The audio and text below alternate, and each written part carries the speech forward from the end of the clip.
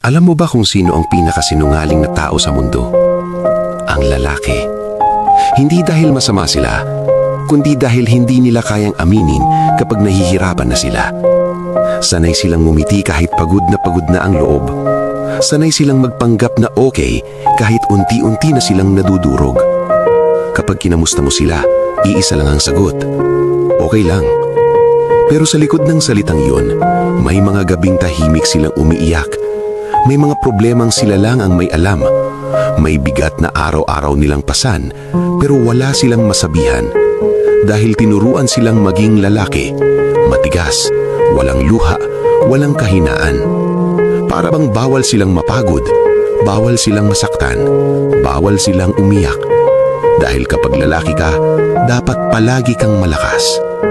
Pero ang totoo, mas emosyonal ang lalaki kesa sa iniisip ng lahat. Mas malalim silang magmahal, mas tahimik silang masaktan, mas matagal nilang kinikimkim ang sakit hanggang sa sila na mismo ang maubos. Hindi nila ipinapakita hindi dahil wala silang nararamdaman, kundi dahil natatakot silang husgahan. Dahil labag sa pride nila ang makita silang mahina.